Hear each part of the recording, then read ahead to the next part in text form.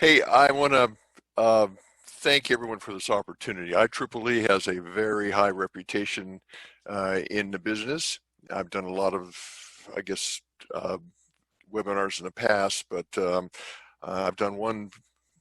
We had one TIMS meeting, I think about a year ago, and very impressed by your members. I want to give special thanks to Perry West for arranging this, as well as Raphael Benincourt, Carl and Gotti, who I've actually known from other sources too, Ed Chang and Dr. Michael Condry. I do want to apologize. I do not have a camera. I just bought this brand new computer and brand new 32-inch screen and realized I don't have a camera, so I bought one. It's still on the way, but you won't be seeing my face. Slide in this presentation, you'll see my face. So I want to save your questions to that end. I have more charts than I should have in this presentation, primarily because I'm putting a manuscript together which may turn into a second book. And I'd use some of the art from that manuscript. So I'll go through these fairly quickly. I also want to keep in mind I was a physics major in college, so I'm one of these guys that always looks to one equation to describe the entire planet. F equals ma equals mc squared. I mean, you know what, you know the list of them. So you will see in this presentation, I'm kind of trying to look for the ultimate source of what makes programs extraordinary. But I want to talk about my history and what I had observed too. The purpose of this presentation is using human motivation to be the best program. What is the secret sauce to be the best? And I'll have to define a little bit of that. And before I go on, let me say right from the beginning, you know, there are programs and there are projects. When I say program or project, I mean both of them. There are some texts that come out and they try to define a program and a project's at the next level and an enterprise and we're not doing that here. Most of the people in academics I've talked to, writers, say the same thing, that the meanings are synonymous. And it can be from 3 to 500 people, and I have led teams of both sizes. And it really applies what I'm talking about here, not just to high tech, certainly not just aerospace, but most genres that have a team. This is a talk about teams, not about any particular kind of team. And also anywhere in the life cycle. It could be a new product development, it could be a new process, it could be manufacturing. So it's pretty general. So what's the problem I'm going to talk tonight about that we're going to solve? It's the success of our programs. And I did a little research on this 2 years ago, I was shocked that about 75% of programs and projects succeed. What does that mean? That 25% completely fail and never get a second chance? No, it means that 75% fail the first time and usually go through some kind of restructuring, new leader, some trauma. Many of you have experienced it in your career, I'm sure, and they try again and they maybe do better next time. The other thing that I learned was that most programs don't achieve all their quote goals. The number I saw bannered around, and it's plus or minus, I'm sure, a great amount, is about 65% of those that actually work their first time don't achieve all their goals. You know, at Lockheed, I didn't use the word goals. I used the word commitment. And commitment, incidentally, is a learned process. People are going to make commitments and not actually achieve them. As you will see, the style is not to dismiss people like that, but give them a second chance. It takes practice to be able to sit down and commit that you're going to have some amount of work done at a particular time. If you look at the bottom, you see the menagerie of methods, of attributes, of styles that we have been using and developing over the decades to try to make our performance better. And I want to remind everyone listening, this business about programs and projects is pretty new in human history, about 100 years.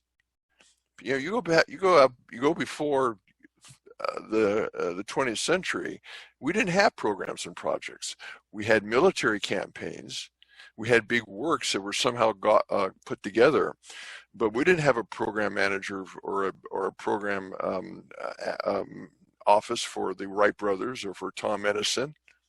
So my point is that this business about pulling high talent together, developing a plan and being successful is still evolving, it's still new, and you, the listeners, are still a part of making it better. So the second thing that led me to go down the route I'm going to talk to you tonight is I've been talking to a lot of business people, people in different areas, not just business, but in engineering, physicians, leadership, that retire at 65. And you know, back in as recently as 1967, the average lifetime of a male in the United States was 69.8 years. Today, the average lifetime is 78 years. Really, the retirement at 65 is like almost out of date. It should probably be longer down the stream. Incidentally, China is 76 years, and in Great Britain, the average lifetime is 81 years. So the Brits actually live longer than we do still. I don't know the reason for that. Anyway, the point is that I've seen a lot of people in the professionals, physicians especially, who say, well, it's time to get off the treadmill, it's time to let younger thinking in, but they haven't reached their peak yet. And there's a huge amount of value there that's lost. So these are the two things that motivated me to go on. So my lifetime intrigue has been teams. I've always been intrigued by the synergy of people coming together and doing something that individually they could never do. And this started at the age of 4, and that's what you're looking right now. I had this book my mother read me when I was 4. A lot of times people, when they say, God, what do I want to be? You know, they get into their 20s and 30s are still not sure.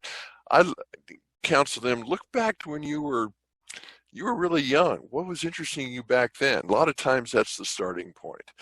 Anytime I thought I was a serious program manager, I remembered the image of the program managers you see up in the upper left. I got into Lockheed. I was there for 37 years. I was in an unusual spot.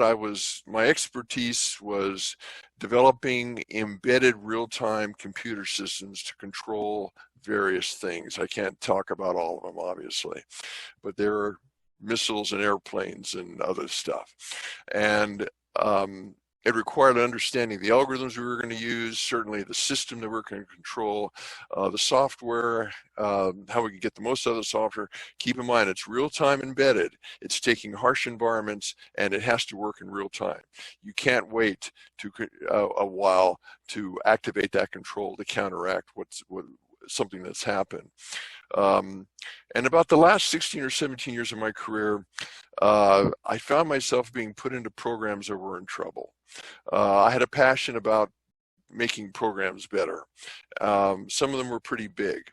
And after I left Lockheed, and I probably left too soon at 65, I still wanted to contribute. And I decided I was going to sit down and write down what I did just for my own sake. I'd keep it. I just wanted to put all these lessons down, and they kind of turned into chapters, and people said, maybe it's a book. That's ridiculous. I'm not an author. But anyway, it became a book published by Taylor and Francis. So, and the point I should even make here is that if you have a desire to write a song, or if you have a desire to write a book, it starts with the passion. It doesn't start with the format. I can tell you a number of stories about that. So here's what I did. My teachers were a number of programs. I can't put all of them down here, but a lot of them. And yeah, I worked at the Skunk Works. I met Kelly Johnston. I worked in that team down in Burbank, but I did a lot of other things too. And my job turned into, if you look at the bottom there, some program gets started. And keep in mind, these programs are precious at Lockheed because they involve a close relationship between usually a major or a general or some high-level person in the military or somewhere else, and a high-level person at Lockheed. So it's hard to admit that the program is not working out. So sometimes as almost a last resort, they would call Tom, and I would fight to bring the program back to where it should be before. And it was like a lifeboat. I mean, everyone, when you're in a lifeboat, you worry less about your years of status. If there's water in your corner of the boat, you pull out the bailer and you start bailing. I don't care if you've had 50 years of experience or two days of experience. Keep in mind too that falling behind is not just falling behind in schedule. I look at four major parameters. Schedule is one of them, but performance, you can fall behind. You can be on schedule, but you're not achieving your performance commitments, or you may be overrunning the cost, or you may complete the program, but you have a high residual risk. Those are really the four parameters that I would follow. So let's talk about grading programs, and let's talk about something that I observed early on in my career, and maybe some of you have, which is totally counterintuitive. Let's just say that you've got a number of programs that are competing, and you may say, oh no, I don't have, my program is competing, I'm sole source, or I'm a startup. But you really are competing. There are other programs like you that are starting up. Or if you're sole source, you got there by competing with other competitors, and there probably was a choice of you. So we all have competitors. We're all being compared with someone like us or similar. And let's look at the competitors. If you're the very best, and you know what I'm talking about, if I say car, or I say airline, or I say cell phone, someone may come first as well. You know, they're really number one. And if you give that person an A, and the others that are a little bit down, a B or a C, I would expect, it's like a race, a road race, or a marathon, that the person who's number one is by just a little smidgen more than number 2 and 3. But in business, I found the opposite. At Lockheed, I saw the opposite. In our suppliers and competitors, I saw the opposite. The A-level efforts were better by a huge amount. Tom Peters, Nancy Austin, others have written about this. What is it? And a big amount, I mean anywhere from 5 to 20%. Again, those numbers have got to have units, and that's just kind of an intuitive number. But they are way out ahead of their B and C programs. So yours truly going, not only interested in teams, wondered what is the secret stuff that makes an A program so much better than a B or C program. In fact, this is decades ago, 30 or more years ago. I said, you know, there's programs looking at the left that are good. They're plowing through the water. They're worth the investment. The enterprise is glad they're there. They're making profit. But then there's these programs that get up on top of the water. They fly along, you know, for you fluid dynamics. On the left, it's parasitic drag. On the right, it's induced drag, because now you lift it and you're shooting on top of the water. What is it that makes that happen? I looked for all kinds of excuses, good luck and everything. I'll talk a little bit more about that. So they put me into programs that were in trouble. And sometimes I was put in as someone who was fixing the onboard computer problem, which seemed to be always a red issue in a lot of programs. But eventually, very quickly, I usually became system engineering manager and then the program manager. And I was given the task of turning that program around. So what does that mean? Well, look at the top. This is fundamental. You know what I'm going to say. The blue lines are the scheduled milestones, and the red lines are the actual performance. And the program starts falling behind. And again, schedule comes to mind, but it could be cost, it could be performance, it could be risk. What do you do? And so, one, you can let it get worse and worse. That's the worst possible thing. That's why I was asked to come on board. The second thing is you can stop the slip. Look at the milestone 3. There's a difference between the actual and the planned milestone. But as you go down to the right into milestone 4 and 5, you keep that distance apart. That's better, but you can ask forgiveness for that. But being someone who always wanted to do the best they can, I wanted to get the red line to catch up with the blue line.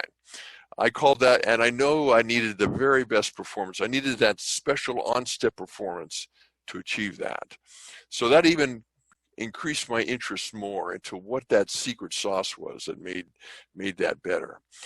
So in my last 15, 17 years, I'd look at the program, well, even before then, when I started Lockheed, and before then when I was in a few other companies, I looked at what processes, the little colored squares, incidentally, are various processes: face-to-face, virtual communication, multiple layers of in your organization, one layer in your organization. There's a lot of options, different options you can choose, and they're in my first book, and I'm not going to go into detail this evening on them. But I looked at what worked at Lockheed, what worked elsewhere, and I applied them to the turnaround, and was successful every time. And so I then took those that I thought were extremely special, and that's what I used in the book. And the book was written, and that's fine. That was about 1.5 years, 2 years ago. But now I've been asking, I asked them, but ask now, what makes these various things so successful? Why is, as an example, face-to-face better than, and still better? And I know there are people who are virtual, and it's nice. You can be, especially now with us at home, it's important, it's necessary. But what is it about certain elements? Why are certain elements so important in getting a program, not just to be real good, but to be on step?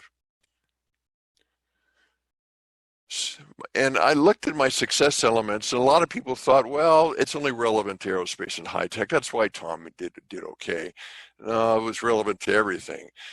Maybe he found some hidden idiosyncrasy of human nature. No. Maybe he secretly made everyone work a lot harder. He just cracked the whip. No. Or he lucked out. He got a lot of support from the enterprise, or in this case, Lockheed, or from the subcontractors that he normally wouldn't get. No.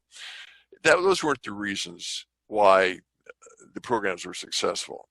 What I observed is that there was something in human nature that has to be, in the motivations in human nature, that has to be fulfilled.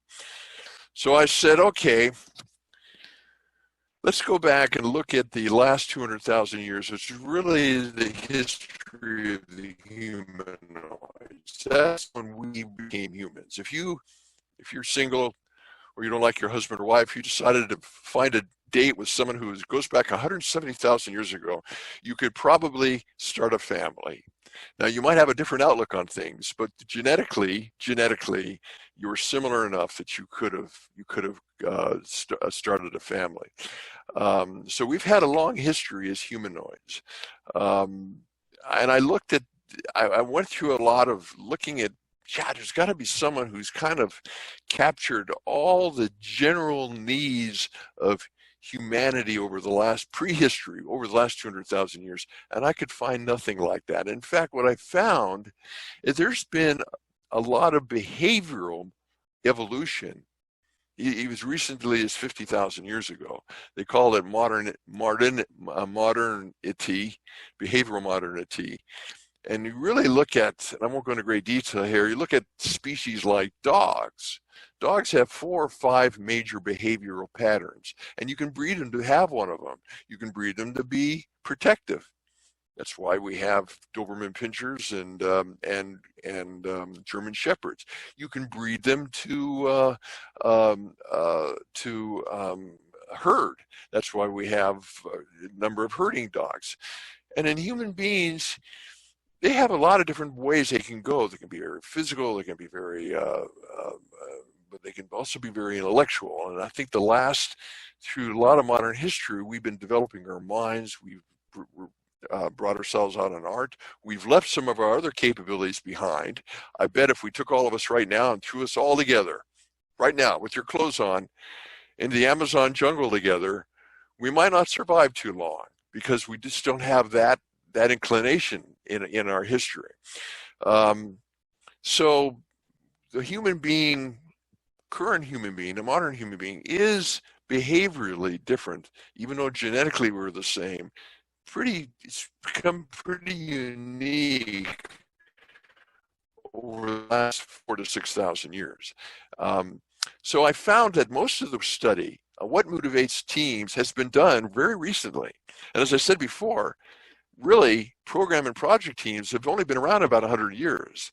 And so I began reading about the more recent studies of what motivates people, particularly in a program or project team environment. And you can see on that second line a number of the major theories. But the most prevalent theory, the starting point for a lot, was this one derived by Abraham Maslow. Many of you, I'm sure, have heard of him. Back in 1948, he was an American psychiatrist, and he developed a system of motivation which has 5 levels, and I'll talk more about that. And I, number one, saw that his 5 levels mapped very well to my experience as a leader. And 2, they relied on pulling, not pushing a team. Some of the motivations work by intimidation, but I believe, and what I've observed, the best teams by far are teams that are self-motivated, and they're not intimidated into doing well, but they're enriched and feel satisfied by doing well. So here's Maslow. He's on the right there. I mean, he's a nice, happy-looking guy. And there's this, if you put Maslow into Google, you'll get about 1,000 of these pyramids.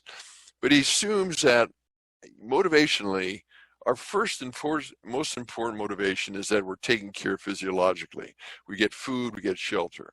And then secondly, that it's safe, that we're protected from losing our physiological and we're also protected from being attacked by something.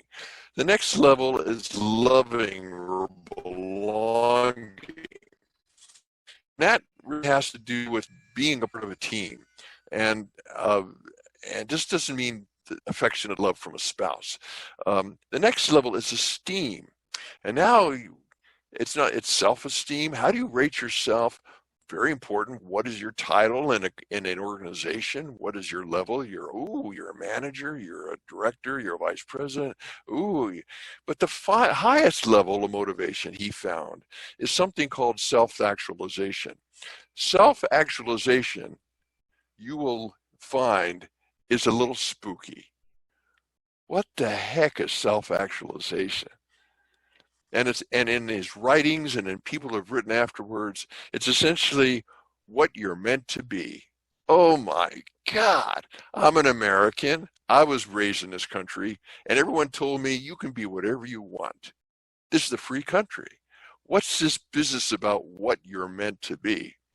And also, what you're meant to mean actually may not be what you think you are. So let me go into that a little bit more. And I'll tell you about myself. A lot of people think that there's a rational basis for this. Some people, it's something that comes out of maybe your grandmother, your mother. Alice or Johnny, you were really good at doing something. And sometimes we find out that this self-actualization is something we didn't really know was there. I wanted to be at the bottom there. I'll give you my background. It's just like anyone else. I wanted to be a spaceman. What the heck's a spaceman? Well, I'm old enough to be pre-astronaut. And so before Mercury, I was at 6, 7 years old in 6G, walking to the bathroom with my mother screaming and yelling, come to breakfast, come to breakfast. But I was very slowly walking to the bathroom because I was on the moon. That's what I was going to be. Later on, no, maybe I'll be a musician or no, I'll be an inventor. And yeah, I became a pilot. I became a flight instructor. I've play guitar, I've written music, and I even have a couple patents. That means nothing. But I found out eventually this team thing that started when I was 4 years old It just does not go away, and I'm pretty good at that. That's what I'm good at. That's what I'm meant to be. So I'm not trying to change everyone's mind. You're probably listening to me now going, oh, God, this guy's off his rocker. I can be whatever I want to be. But think about it and respect it, and don't be embarrassed if you find out there's something that you do very well, even though you didn't think it you did, and people give you credit for. Sometimes self-actualization is one of the lower levels. Um, and it doesn't come immediately. If you know at age 20 that what you are really good at and what your self-actualization is, you're ahead of the game. It takes some trial and error. I'm going to give you some specific examples of self-actualization. Um, I had a guy working for me. His name was Dan. I'm not going to use last names here. He ran a group of 20 software engineers. He was incredible. I envied Dan. He was better than I could ever be leading software people, and he understood it technically, and he had the respect of everyone.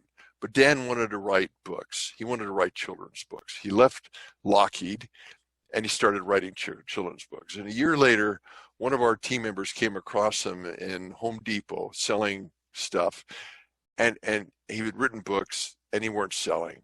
No one cared about his children's books. He came back to Lockheed and became very successful leading software. That was his self-actualization. I've had people who just wanted to do for their family. Phil had 6 children. He just had a lot of children all at once.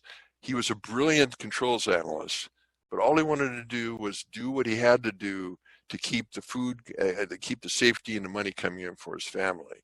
I had a woman, and I'll call her Ms. H, who loved teams. She loved the people she was working with.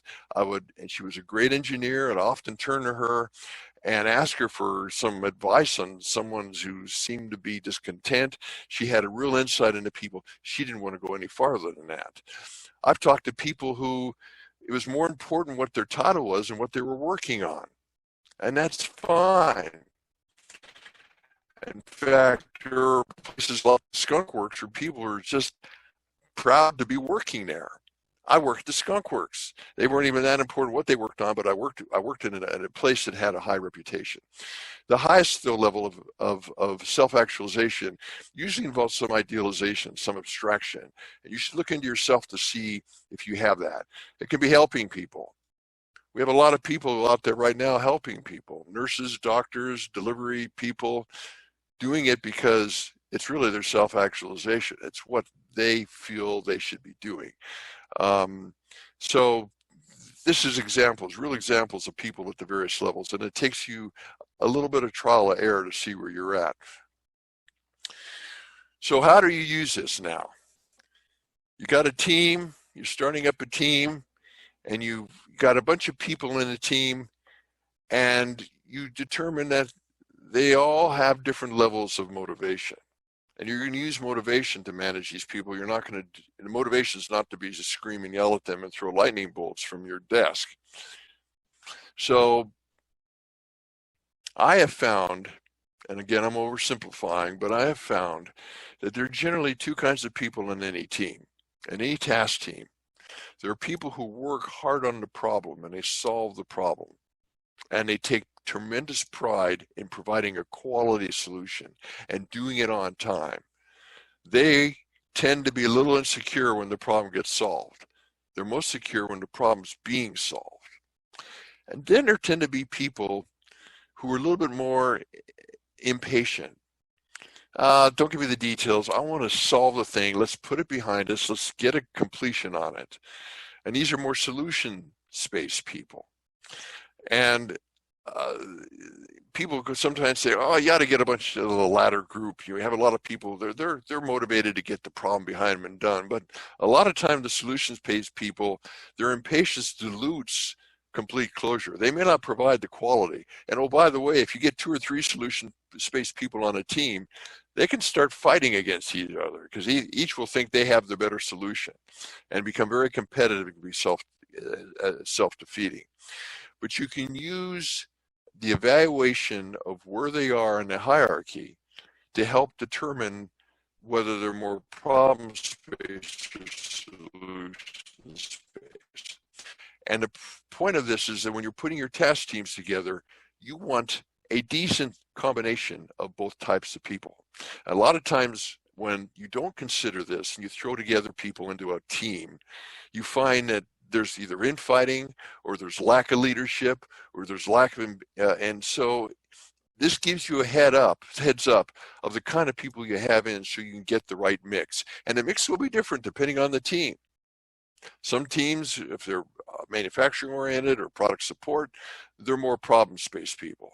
If it's developing a brand new product or concept or something, or they're doing a trade study and trying to develop some kind of new theory, it's maybe more solution space people.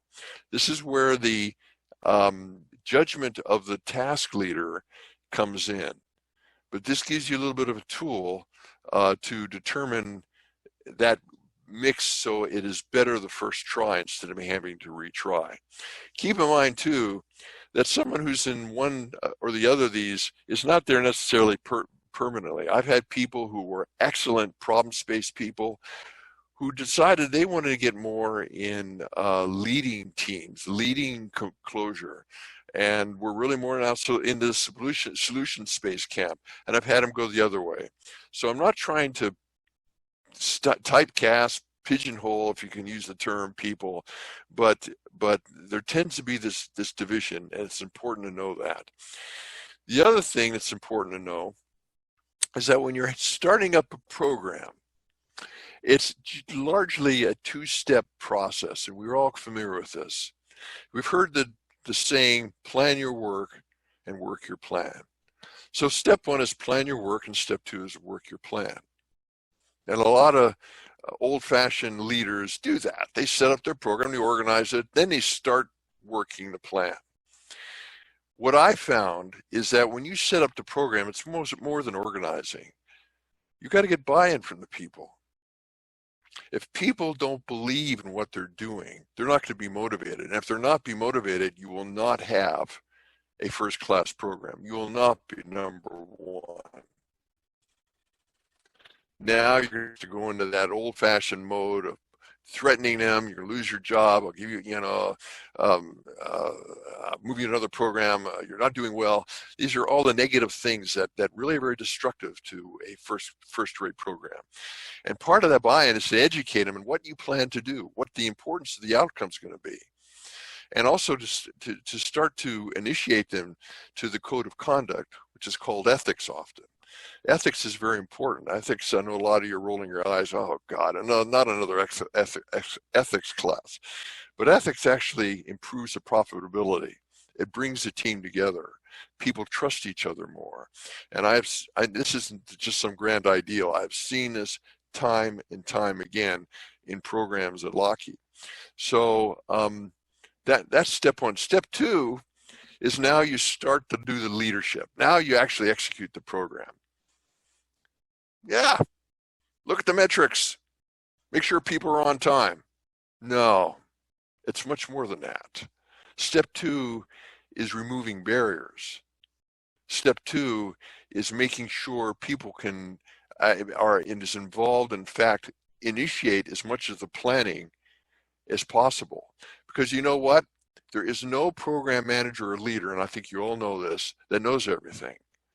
And it really, a good program manager or project manager relies on their people, the input from their people, to find the most efficient path and the most high quality path to complete the task at hand. So step one never goes away. In the old-fashioned way of thinking, yeah, we set up and then we work the plan and forget anymore. The setup's done, forget it. No, you're going back to step one and making sure that people are still bought in, making sure that their motivation is still there.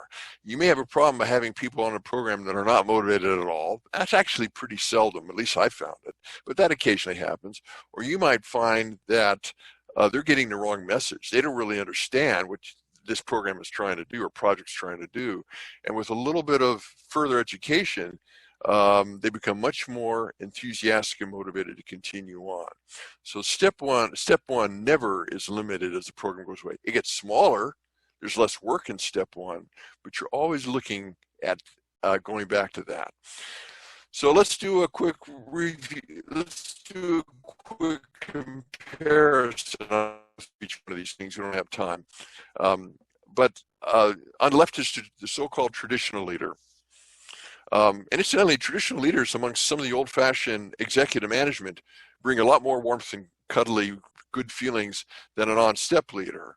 Traditional leader comes in, slams their hand on a table. I've taken over. I'm in control. Puts a team together, starts getting things done. An on-step leader takes a little bit more time to get buy-in, get the right team, get the right planning. My turnaround trajectory often was my exec management was going, where's the beef? You know, nothing's happened yet. And it's because we were assembling, planning, setting up to go. And then it went from that extreme to the extreme of, oh my God, this program has taken off like a rocket. So, excuse me. So, you want to look, phone here, you got to look at the attributes of an on-step leader. And the bottom line is their track record of a traditional leader will be often very good, but your track record you want is excellence. And you may say, well, why are we changing? We got this down. And like I just said, we don't have this down. The management and leadership of teams, of programs and projects is still learning. It's still evolving. So I am trying to provide some additional tools to make it even better. We've all seen this thing. It's almost gimmickry, the upside down org chart. And I think the first time I saw it was 30 years ago. My eyes rolled. It was some team we had in Austin, Texas came to Sunnyvale and showed an upside down org chart. I thought, boy, that's kinky. That's ridiculous. It's true. When I started leading programs, it's largely true. Oh, you're fully accountable. You do set the pace. You maintain the direction. Everyone looks up to you. But you got to balance your prescription with your permissiveness. Because again, those people at the top, they actually understand the problem the best. They understand the best solution. They know they're most current on where the issues are. So you've got to rely on them. I'm a big believer in MBWA. I don't know if you know what MBWA is, management by walking around. I tell my managers, because I have managers reporting to me, and managers is a pretty high level at Lockheed Martin. You got to be 20 years in a company to be a manager. And I tell them, look, I'm going to walk around occasionally, and don't be upset by it. But I got to get down and I got to taste the soot, and you know I got to know what's going on. I can't do it through indirect communication, and then of course knock down barriers. Like, tools are needed, more people are needed, a different facility is needed. You're the guy with a little bit more clout, and you use that clout to keep the path open for the people doing the task. You've got to be solution focused. You've got to be an unwavering example as a program manager or project manager. There's no two books. You don't go to a social event and act different. You maintain the same ethical behavior at Joe's Bar as you do in your role at the company. In fact, for myself, even after the program or project was done, I didn't say, well, okay, actually, here's what I thought. No, that never happened. I was always the leader of that program. And you must understand the job. And I'm afraid that this is sometimes abused. You can't just, there are no universal leaders. A good leader, particularly, and I don't care, it can be technical, it can be a trade study, it can be a new curriculum for students, it can be reducing overheads at a nonprofit, it can be a civil project. You should have a background in that area. If not directly involved, you should certainly know enough to make evaluation of the competency of the people working for you. So I've done a lot of talking, and I'm going to ask you, every one of you that's on this webinar, do you want to be a #1 program? Is being one of the best just okay with you? And I know there's a number of people out there going, oh, that's a rhetorical question. Of course I want to be the best. But I have time and time again when at live presentations ask that question, and there's some people that aren't sure they want to be the best. They don't want to, they want to just stick to the numbers, stick to a proven process. They're not a psychologist, and they don't want to fail in a new approach. And the people above them are going to be looking at metrics. They're going to be looking at following a process, hopefully a more recent popular one. And that is where they want to head with that. I'm telling you that to be number one doesn't mean you're going to work longer hours, but you have to use more thought. You don't just initiate a process, assign members in that process, whatever it is, and then step back and let it happen. It is being a leader is a constant activity of keeping your people sold, of knocking down barriers, of keeping track of what motivates them. It's an ongoing activity. It is more people oriented than we give it credit for. And it's also relying on your people to, number one, determine the best route, and number two, give you an early warning of risks or issues that are arising. If you use motivation, similar to the way I've discussed before, you will develop team attributes and you will develop personal attributes in your team members. Your team member will actually need less leadership because they'll start leading themselves. You'll find that you'll get higher per capita per individual. People are now committed to success. They have vigorous pride of accomplishment. I've had one of the teams, Iridium. I led the Iridium project for Lockheed. We built the satellites and the interface to the boosters, and we launched on 3 different boosters. The Delta, made by the United States, Proton, made by Russia, and the Long March, made by the Chinese. We had 12 launches. We had 77 satellites go into orbit in 1 year. I didn't believe that was even possible. Not in a million years. We launched, the first one was on a Delta after many attempts because we only had a 2-second window. This is a polar orbit, so if you missed the window, you didn't postpone. You had to take the fuel out and wait a couple days and try again. And I said, after the first launch, we're going to find problems, and it'll be a year before we launch the second one. It was 4 weeks before we launched the second one. That's why when people say we can't have a vaccine in 6 months, I go, this is the United States. You darn right we can have a vaccine in 6 months. So these people planned further ahead. There was a lot less turnover. And on that Iridium program, about 4 or 5 years after the program was done, I was asked to do a study of what was so magical about that. And in contacting people, a number of people, including those in retirement, said, if you have another program like that, I want to come work on it. So it really left good feelings in people, even though they worked very hard to do that. There are also personal attributes. People that are working in a program like that make it a top priority. They share tasks with those with the appropriate skills. If you got a task you're working and you're not good in a certain mathematics, or you're not good in using a spreadsheet or whatever it is, someone who does, and you team up with them. It's happened spontaneously. It tends to ignore how you look professionally, because you know that your success will bring you up professionally.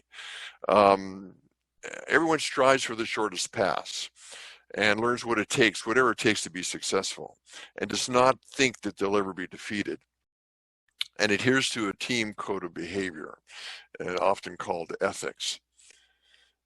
So a little summary of what I just talked about here. And again, I know this is kind of a shotgun. And no, I'm not trying to sell a book, but because there's not money in selling books, as I found out, and I didn't expect there would be anyway. But I wanted, there'll be more content in the second book that I come out with. The programs and projects are recent in human history. I'm repeating myself. You're not sitting around listening to wise people talk about things that have been learned and relearned and pound me in the head, beat me in the head. You are part of a action in this country and in this world to improve the performance of teams and both in programs and projects. They're brand new. We're still learning how to do this. Secondly, the current success of programs and projects is not good. There's a lot of room for improvement. So that makes it more necessary that you bring improvements into the arena. Third, I know it's been a lot of documents on it. What is it? In Search of Excellence, and number of noted texts have noted that programs that are number one, the best ones, are ahead of number 2 and 3 by a large amount. So there's something out there, and I think I know what it is, something out there that makes the difference. And number 4, a good paradigm does exist for categorizing human motivation. This Maslow technique works well.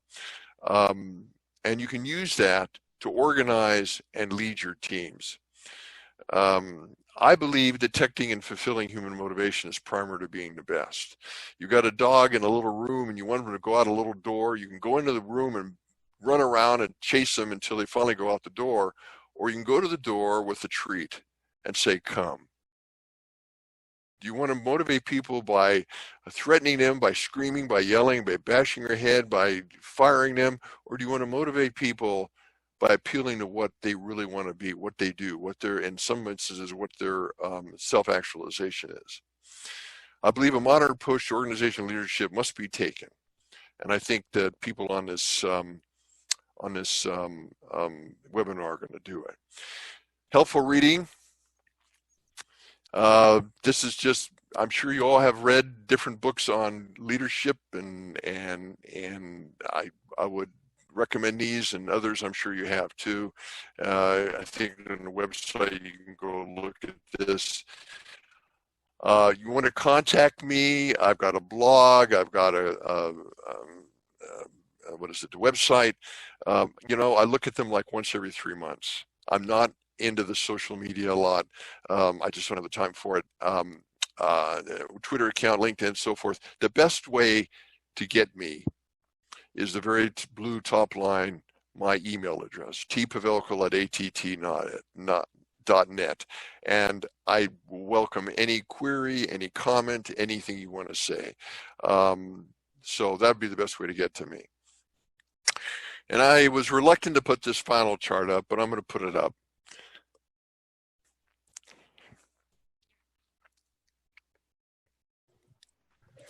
We're all in this together. And I want to encourage you to keep at it. We're going in a period now where the days are getting longer, and we're just absolutely sick and tired of being home and adhering to the rules. Some of us are losing money, we're losing wealth, but that's minuscule compared to losing our lives. So stick with it. I personally believe, you know, we've got vaccines in stage 2 trial, human trial right now. I think pretty soon we'll see more than one vaccine come out. And already they're talking about how they're going to administer vaccine, who gets it first, et cetera, et cetera. Those are good problems to have. The sunglasses, incidentally, I wore because it scares the coronavirus. And I have not gotten a virus, so they must be working. I want to ask anyone for any questions they have. Please, thank you for this opportunity again. Well, thank you, Tom. Appreciate it very much. It's a very interesting thing. There is one question, you know, you talk about motivating people and so forth, but every once in a while you get one of those people that, like Wally in the Dilbert cartoon, you know, they pride themselves on doing, you know, staying busy, but not really doing or accomplishing much. Even though you've tried to motivate them, you've given them the treat or dangled the treat out there in front of them. What do you do with those kind of people? Well, that's a good question. There are two reasons people don't do what you hope they would do or you expect them to do, what you ask them to do. One is because they don't know how to do it, and the other is because they don't want to do it. Now, the don't wanting to do it could be, and I had one very senior good gentleman who just was flaccid in the program. I knew him from another program. He was excellent because of it can be because of a number of reasons. You want to look into that. You don't want to just say, well, they're just a slouch and they don't want to do it.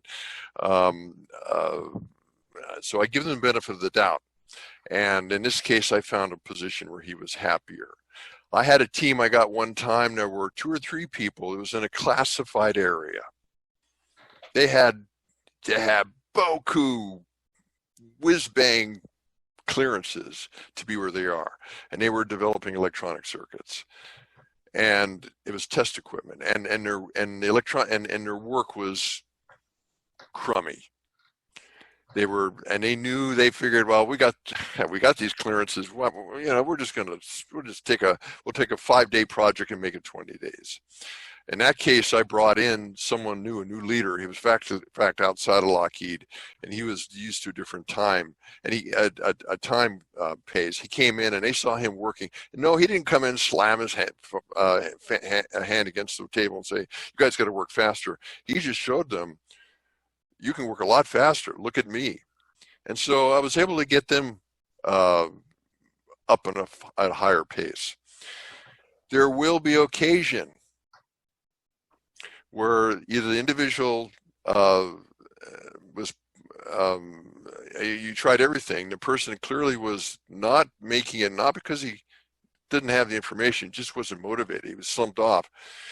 And in instances like that, you offer maybe to find them help them find a location in another program or in another company, but you got to get rid of them, and that does happen. It doesn't happen, though, as frequently as some people think. I've seen VPs who are no longer with the company, but I saw VPs who said, my job is to hire and fire program managers. Well, wait a minute.